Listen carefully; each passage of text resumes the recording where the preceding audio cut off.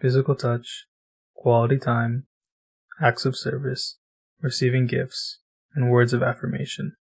These are the 5 love languages. What are they, and how can we use them to improve our daily lives? Let's get into it right after that intro. See you guys on the other side.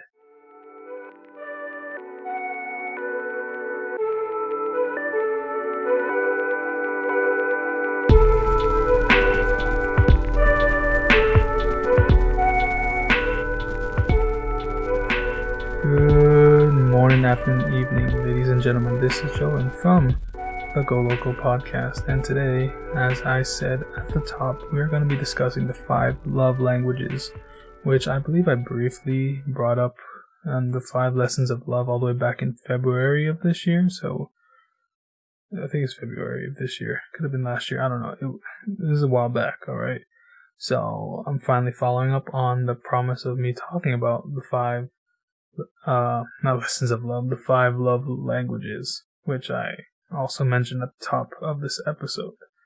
Before we do that, just remembering and reminding you guys that you can support me directly monetarily on patreon.com/GoLocoPod.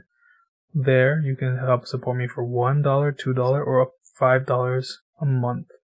And when that that helps me directly monetarily, of course, and you get rewards for each tier. And at the $5 tier, I can say that you guys will get direct access to fully unedited, uncut versions. Well, I can't say unedited, full uncut versions of the majority of my podcast episodes, which means every time I've rambled with guests, every time we've had to cut out for time, every time we've gone on a break, none of that stuff gets cut out. It gets all put in to that version of the podcast episode. So if that interests you, that's on the $5 tier at patreon.com/GoLocoPod. Remember, if you're on YouTube, please like the video right now. It really helps a lot. Subscribe and hit that notification bell so you never miss an upload here on YouTube for the GoLoco Podcast. And for today's comment, I would like you guys to rank your love languages from 1 to 5. So just rank them, what you believe they are. And if you don't understand what they are, we're going to go through them today, so you can comment at the end of the video, of course. And if you're on Spotify or Anchor or Apple Podcasts, Google Podcasts, please follow the podcast there. Leave a rating, so it helps, it helps the algorithm show us to more people and recommends us to more people and grow the audience, So, yeah. And without further ado, let's just get into it. So, love languages. What are they?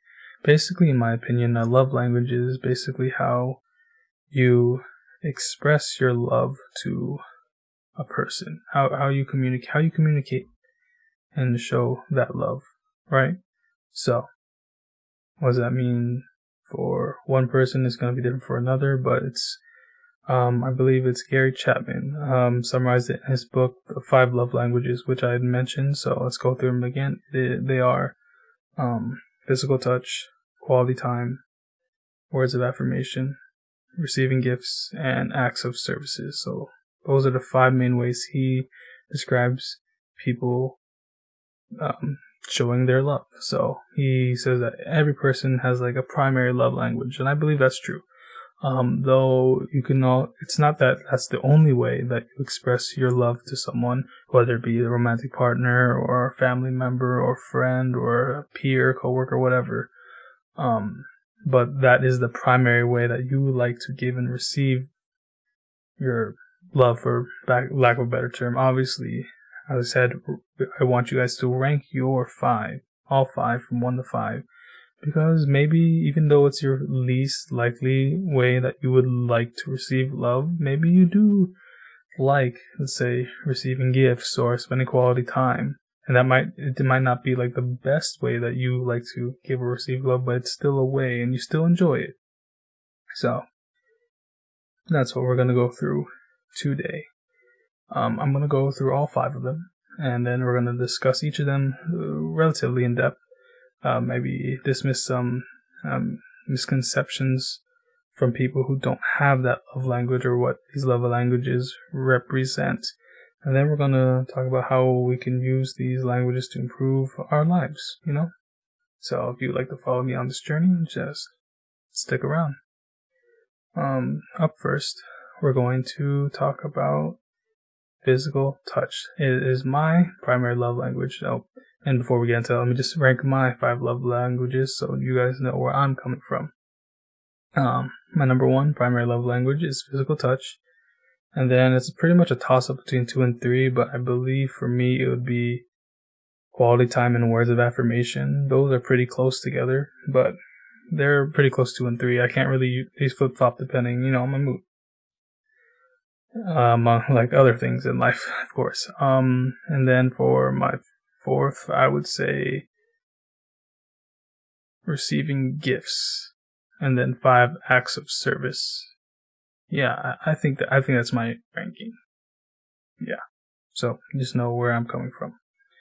But let's go through all 5 love languages, and let's start with physical touch, since that's the one I know the best, obviously, since it's my primary love language. So what is physical touch? It's pretty straightforward, and the love language itself is pretty straightforward. It's the feeling of just being physically intimate or physically just, bonding with someone, whether that be, if you want to do a romantic sense, that would be stuff like kissing, some of the PDA, some public displays of affection, holding hands, cuddling, sex, physical touch doesn't have to be sex. Some people don't, obviously still, aren't going to, require that for their physical touch love language, but obviously that's a thing. But yeah, and platonically, that could be stuff like giving hugs to friends, giving high fives, doing a special handshake with someone, getting a pat on the back, stuff like that. For me, I can definitely say for a fact the reason I like physical touch as a love language is because I feel like it's there, it's concrete, it's something I can visually see and feel. Literally, I can feel if someone holds my hand or hugs me or if I give a kiss to them. It's something I can tangibly see as concrete. That's not saying other 4 love languages are bad. It's just that's how I perceive love. Is I need that physical, I don't know how to word it really. It's like that physical notion that something is there. So, for example, I like to give talking to my girlfriend, I like to naturally want to cuddle with her. I actually like this thing where I get my hair played with and rubbed. I don't know. It feels nice. I don't know. Not really patting on the head for me. So don't come up to me and pat my head. I am not going to reciprocate that, no matter who you are. So there's some boundaries with all these love languages, of course.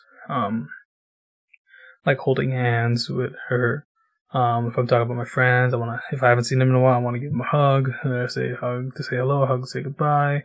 If it's a bro, I'll come in with a bro hug, And yeah, it's just for me and for other people with the physical touch love language as their primary. I think it's just it's something that's just concrete.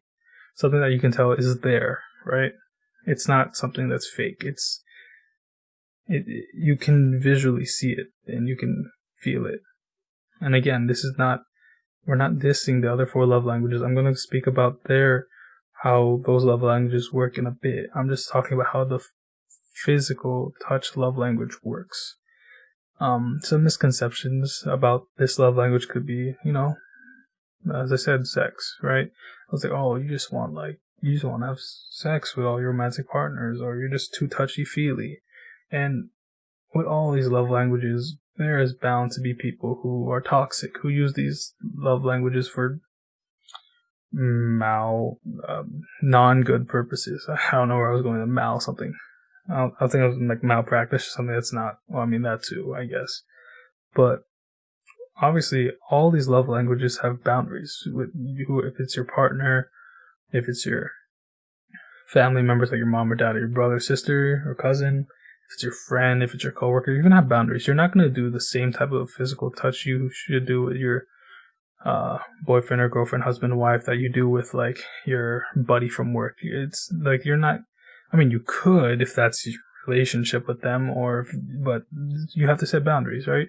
Like, I'm not going to be like, if I don't know you, I don't want you to be like, hey, what's up, hugs and kisses. Like, no, I'm not going to be comfortable with you right away. I need to warm up to you. We haven't established that relationship yet that we can do anything like that. Like, maybe we just start off with a handshake or something. And I think that's what a lot of people misconstrue. Like, I don't want to just be touched by some stranger. That might came out wrong, but I think you guys got the point. Like, I don't want to be like, everything's it needs these boundaries, it needs this consent, it needs everything. Don't touch me. If I don't know you, do not just approach me and touch me like you think I'm gonna like it. I'm still a person. I still have my own boundaries, okay? It's just that with the people that I care about, the people I appreciate, the people I love, I'm more comfortable doing that stuff, and that's the primary way I express that love. So, if you're thinking that physical touch is all about sex, for some, maybe that's true. For me personally, like, it's that stuff like that in that romantic or I guess sexual sense is definitely up there in importance for something like a romantic relationship, but like, it's not like the primary thing I need. I would rather on some days I'd rather have like holding hands or getting my arm held or just cuddling. As I said, like that feeling of just like messing with my hair, just playing footsie. I don't know, just subtle things like that if I'm flirting or whatever. But if with friends, I'm just gonna, just put my arm around them if they need some comfort, give them hugs, goodbye, stuff like that. Like, it's not all about that. It's not all about sex, I guess, is what I'm trying to say. Number 2, let's go with what should we talk about next? We should talk about let's see. Let's talk about acts of service. As I ranked this earlier, this is my like least way I like to receive love. It's not like I will never do acts of service for anyone.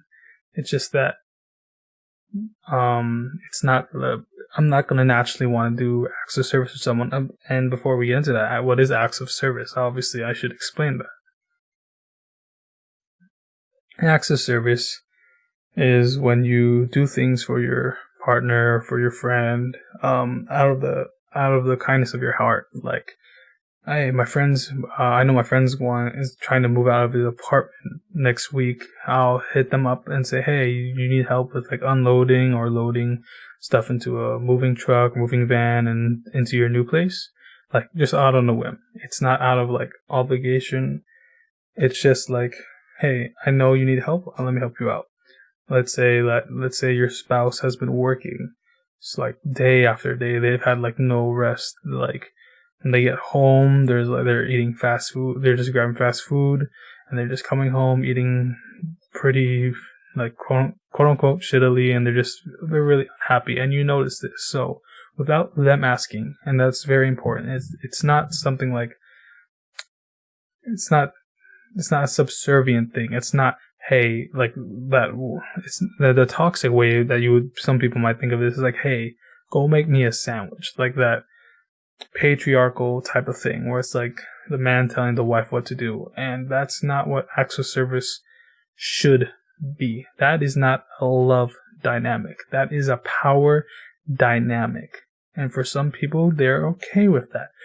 But acts of service at its core come out of love. It's not something that you need to be told should be done. It's something that you see your partner might need or might want, but they haven't told you. But you know that, like, oh, maybe they need me to mow the lawn or do the laundry for them real quick because they've been doing it for the past week, and I should pick up the slack and let them relax for today, and say,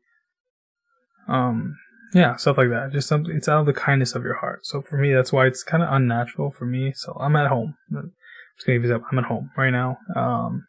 During this whole pandemic, right?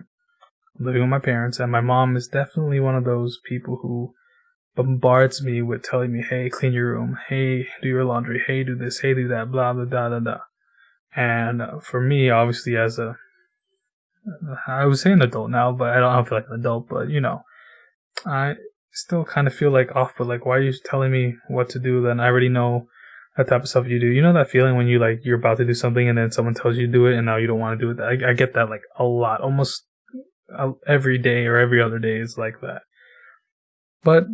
And it doesn't come naturally to me to do those things to make her think like, oh, I'm appreciated, I get to relax for the day. But there are some days where I think, hey, maybe I should vacuum the house or mop the floor just so my parents don't have to do that without them telling me to.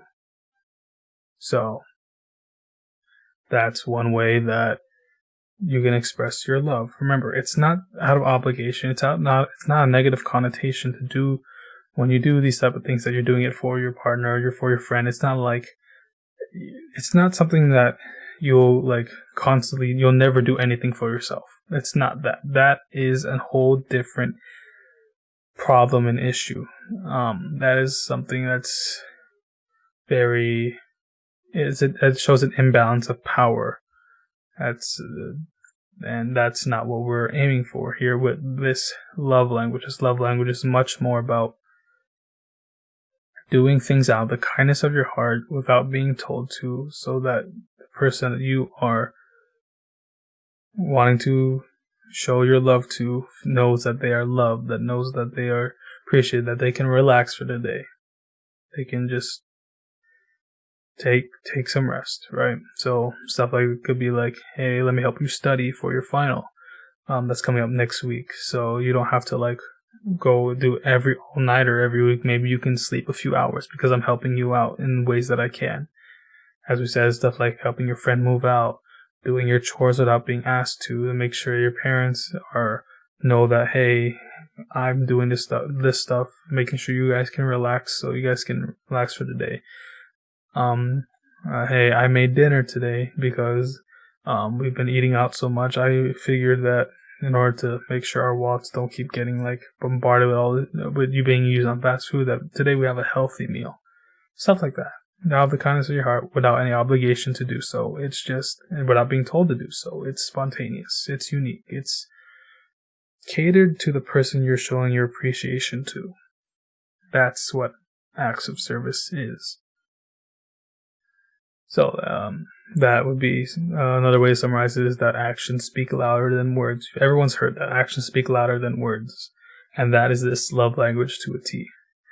And if we were to go on the opposite side of that spectrum, we're coming on our third love language that I could want to talk about. And that would be words of affirmation, which, as I pointed out, is one of my top 3 languages that I like to engage in. So what is the words of affirmation? It could be some simple things like just saying I love you. Your words, I love you. How do we want to express my love? I love you. It's very simple, right? Or it's stuff like complimenting you on your appearance. Like, hey, you look good today. Hey, I like your shoes. You looking dope, bro. And if you're obviously with your partner, you're like, hey, you're looking pretty sexy today. Like, damn, ooh, that's my girl. Shit. I don't know where I'm going with that. But it's just like, compliments. It's affirming. It's saying stuff like, hey, good job. Good job on your final. I'm so proud of you. Stuff like that. And for some people, that's like, hey, why do you only say I love you? Why can't you? The more you say it, the more it loses its meaning. And for people who have words of affirmation, it doesn't lose its meaning. It's like how I have my physical touch being like something concrete. My words of affirmation, when I'm saying stuff like that, saying good job, you're doing great, I love you, you look amazing. It's me literally saying those things and meaning it. Like when I say I love you, I love you. When I say you look good, you look great. When I say like, hey, I like those new shoes, or hey, I'm so proud of you. It's literally that. And for some people, maybe they're like, oh, you're telling, but you're not showing. And that might be a signal that their love language may be something else, not necessarily words of affirmation. It might be as we said, acts of service, or maybe it's quality time. But words of affirmation for me, it's just, it affirms, it confirms that you love someone. Like, if I ever say I love you, whether it's romantically, platonically, if I just say, hey, I love you, dude, hey, I love you, or just anything like that, I appreciate you, I'm genuinely saying that. If my love language is words of affirmation, I am. And the people who like to receive that obviously like to feel like they're being appreciated. Like, oh, they're complimenting me. Oh, I know I'm loved because they say I love you. Oh, I feel appreciated. I can't believe they noticed that about me, that I did something different. Stuff like that, right? And that's for me, it's just another way of like it's like for hearing, right? You hear that and it's just like, oh, it feels nice, right? Like, if someone were to compliment me, which doesn't happen very often, but when people do end up complimenting me, it just feels nice, right? It's like, oh, you notice I did something different. I got a haircut, or I like your cut, G, right? For lack of a better word, but like when I take the time to like do something and I get the verbal reassurance that what I did was valid, it feels good. And obviously, again, we can say like, oh, do you really need validation constantly and blah, blah, blah, blah, blah. Again, everything in like good amounts, nothing too excessive, nothing too little. We're not talking about the toxic version of these love languages. We're talking about not the ideal, but like what the core of these love languages are, right? And so let's go to the fourth love language that we should talk about. So we've done physical touch, we've done words of affirmation, we've done acts of service. So let's talk about receiving gifts. Now, receiving gifts. Now, a lot of people are automatically gonna think like, oh, like a gold digger, like a sugar daddy, like a sugar mama, getting you and again, we're talking about the core of these love languages. For a lot of people with receiving gifts, it's not monetary value they're looking for. It's sentimentality. It's something special. It's something unique. Let me give you an example of what my girlfriend did for me. So for our 1 year anniversary, so 1 year after we started dating, she gave me this box. I'm not going to show it on stream unless I get permission. If I get permission, you'll see it. But if not, I'm just going to describe it to you. It's like this red box, and then it's made out of paper, and when you open it, it opens up, and there's all these pictures of us from our first year. And it's the littlest thing. It's not anything too expensive, but the work, I know she put a lot of work into that to give to me. And even though I primarily am not like the guy who wants to give gifts, when I received that for our anniversary, it felt like I got butterflies. It was like, oh, someone did something for me. This is for me. This is not something you could give to anybody else. You gave this to me. And that's something where, like, it just feels good to know that they thought of you when they were making this gift or buying this gift, right? Like, saying stuff like, people like who think it's like, oh, it's all about gold digging. I mean, yes, the very most excessive, toxic version of this could be stuff like a gold digger or sugar daddy, sugar mama to certain extents. And not saying those things are always necessarily bad, because they are not, but they do have certain connotations for a reason. But again, this stuff isn't about monetary value. It's about sentimental value. Let's say you have this favorite pen. Your friend has this favorite pencil, right? They've been using this pencil for like a decade. Like, it's like one of a kind, right? And one day they lose it, right? It's gone. They can't find it. They're rummaging through their bags or their car. They just can't find it. And you see that they're like upset about it. So you, knowing the brand, look it up, and a couple of days later, you give them a very similar pencil. As you're saying, like, it's not the exact same pencil, but I knew that this was the brand, and this looks like a similar model. Here you go. And that's receiving gifts. It wasn't something expensive, but it was something that they needed, that they wanted, that they cherished, and you gave it to them. And if their love language was also receiving gifts, they would cherish that. They would think, oh, they were thinking about me. I didn't even think they would even notice that I was upset about it. And that's receiving gifts as a love language at its core. It's not about buying the new Louis Vuitton or new Ferrari, which it can be depending on the relationship. But it's more about what the item you're giving means rather than how much it is. If that makes any sense.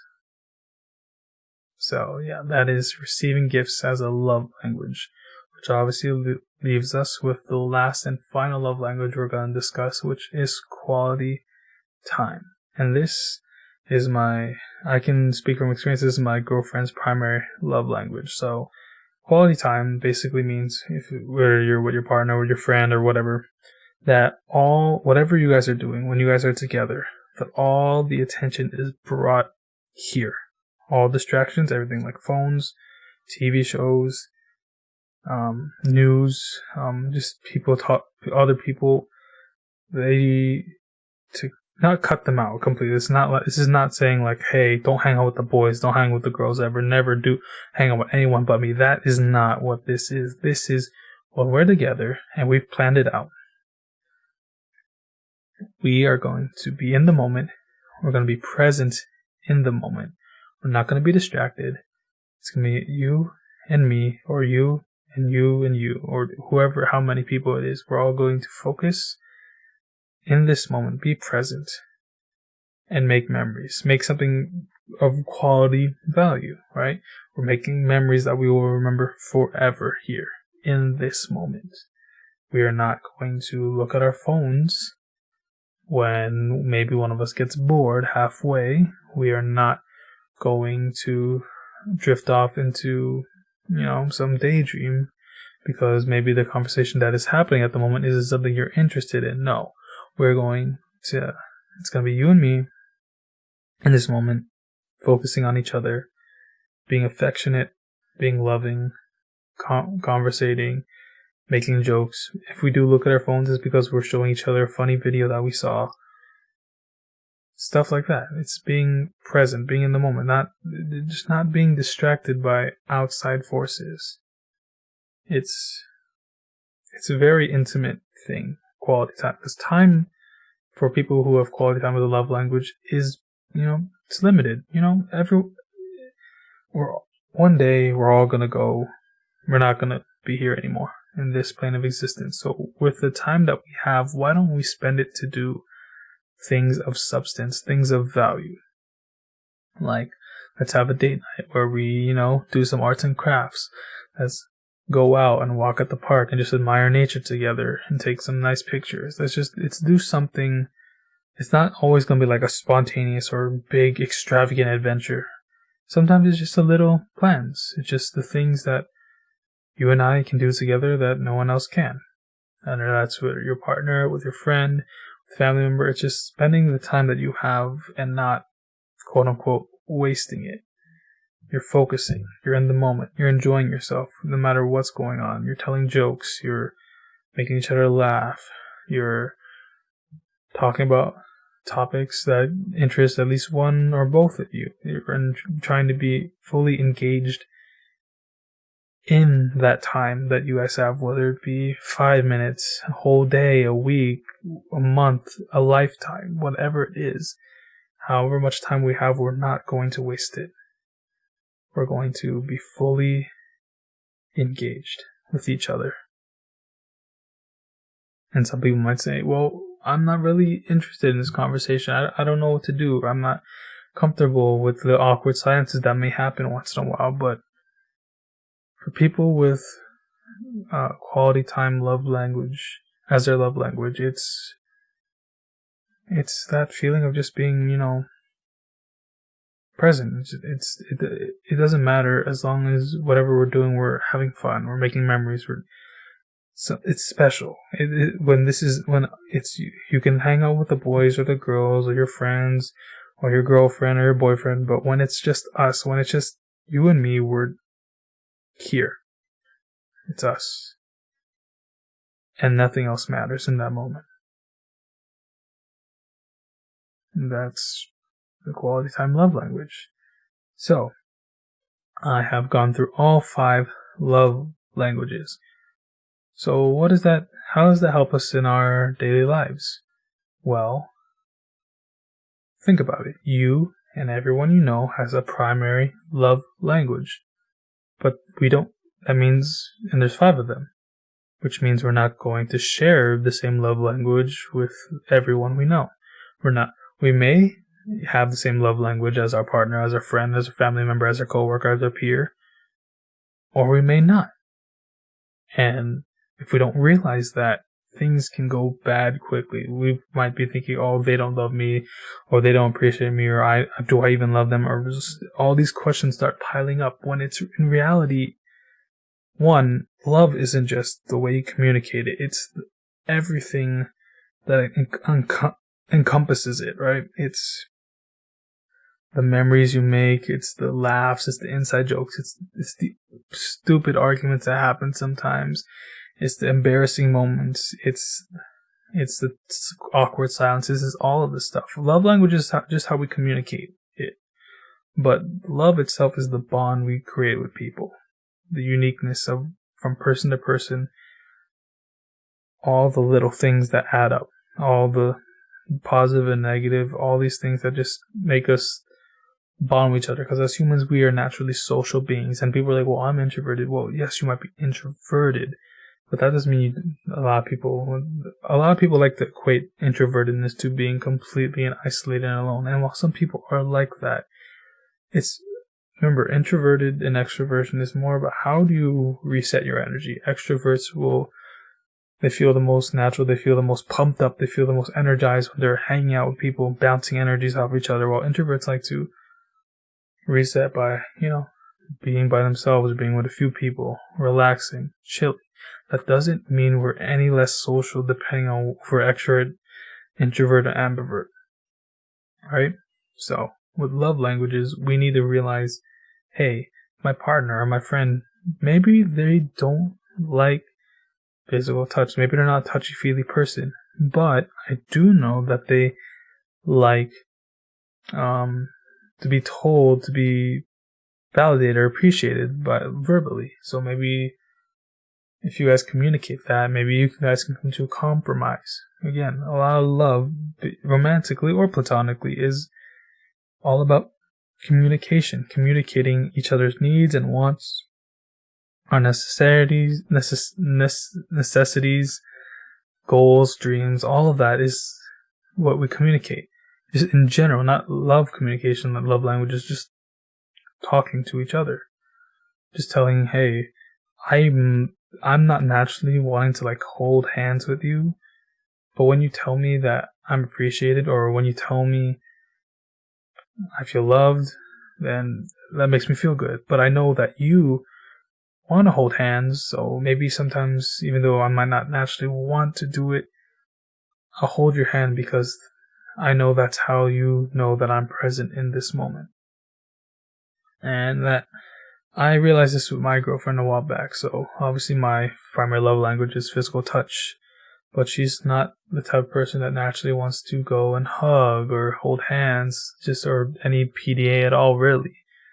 And for her primary love language was quality time. And I was going on my phone a lot in the beginning, or not paying attention, or being distracted. And for a while we had a rough patch. And when we realized that it wasn't that we didn't love each other any more, any less than the other person, it was just that the way we communicated that love was different. So obviously we came to more compromises. So for me, every time we go out, the phone is gone. If I want to look at my phone, I have to ask. Okay, in this moment, I'm going to try to be present with you. I might get distracted. I know I'm not naturally going to be engaged at all times, but I'm going to try. I'm going to get rid of as many distractions as I can and focus on you. And for her, she might not like holding my hand, but she likes holding my arm. She might not want to always give PDA, but if she sees that I'm feeling down or feeling blue, she knows okay, he needs a hug right now. He needs to be warmed. He needs to be held. He needs to be just given a kiss on the forehead just to feel better. And since then, our relationship has really bloomed because we're no longer like not communicating. We're communicating our love in the most efficient way possible because we compromised. We didn't have the same love language, but because we knew each other's love languages, we adapted. And if you truly care and love someone, you will adapt. And that was the point of Gary Chapman's book. It's not that your primary love language should be the only love language that you use. It's that you find out what the love language of the people around you are and you try to learn them. Like any other language, you can learn them. I obviously speak English. English has been my primary language forever. And I'm Filipino, and I never really learned Tagalog until last year. But I can learn. I can learn how to say, magandang gabi, which is good night, I believe. Hopefully I didn't mess that up. Or kumusta ka? How are you? I'm not great at it, but I can learn. I've learned. And just like any other language, you can learn each other's love languages, whether it be your partners, your moms, your dads, your siblings, your friends, your cousins, your peers, your coworkers, your professors, anything, anyone, strangers, if you can figure it out, if you get to that level, acquaintances. Finding out someone's love language and adapting to learning how, if you truly care about them, how to truly engage with them to show your appreciation, to show your trust, your bond, your love, anything like that. That is how we as humans should be living. So if you're having thoughts, let's say in your relationship, you're just like, am I feeling loved? Am I feeling appreciated? Do they love me any less? Think to yourself first. It's obviously if it's a non-toxic relationship, of course. Think to yourself, is the love language that I'm giving to them the same love language they're giving to me? Have we communicated that we have the same or different love language? And if you haven't, maybe it's time for you to think on that. Like, is this the person that I would learn a different love language for? Like, will I adapt? If the answer is yes, then you're with a very special person. And you will learn. You will ask them questions. Like, how do you feel appreciated? Do you like me to hold your shoulders, hug you? Do you want me to tell you, give you compliments? Do you want me to give you little gifts? Do you want me to do more things around the house? Do you want me to be more present when it's just the two of us? Stuff like that. Obviously in moderation, never in excessive or toxic amounts. Everything in quote-unquote good amounts of moderation. Because if you're desperate and it's not working out, maybe it's just not working out on that relationship, whether it is romantically or platonically, maybe it's just not meant to be. You guys are just not a good fit. And that could be hard sometimes, but if you don't think it's that, if you don't feel it's that, see if maybe you're just not communicating effectively your love to each other. So if that's the case, then I hope I helped you out figure out what your love language is, and hopefully your partner knows theirs. I'm going to leave below in the description. This is not sponsored, by the way. The link to the 5 Love Languages website, which is based on the book by Gary Chapman, where you guys can take a quiz, see what your love language is. It gives you percentages. It's like, 80% this, and then 60-50 this, and then 10-10 this, on percentage-wise on all 5 love languages. And maybe then you can see, maybe our primary love languages are different. Maybe mine is acts of service, and his or hers, whether you'll be your family, love is not just romantic, it can be platonical. And my friend, so yours would be mine's acts of service, and theirs is quality time. But maybe we saw that our second love language we both shared was words of affirmation. So maybe you don't have to necessarily learn the primary love language, even though you should, but maybe you can focus on that secondary one because it's something that you guys connect with more. You're like, oh, you look good today. You look great. Hey, you look amazing. Hey, good job on your midterm or your final. Hey, good job on your promotion. Stuff like that. And that one will be much more natural while you work on learning each other's primary love language. It's worth a shot, right? Anyway, I think that's where we're going to end today's episode of the GoLoco Podcast. Thank you so much for listening today. If there's any other topics you want me to discuss, comment them down below. And remember to comment and rank your 5 love languages. And until next time, remember, before you leave, remember to like the video if you haven't already, subscribe, hit the notification bell. Remember, if you're on Spotify, Anchor, Apple Podcasts, remember to follow the podcast and give us a rating. Remember that you can help support us directly monetarily at patreon.com/GoLocoPod. Remember to follow our socials down below so maybe if you don't see it on YouTube, you'll see the post saying a new episode. Or maybe I'll put up a poll and we can interact that way, more communication that way. And anyway, thank you all so much for watching or listening to the GoLoco Podcast today. And wherever and whenever you are in the world, I hope you have an amazing day. Peace out.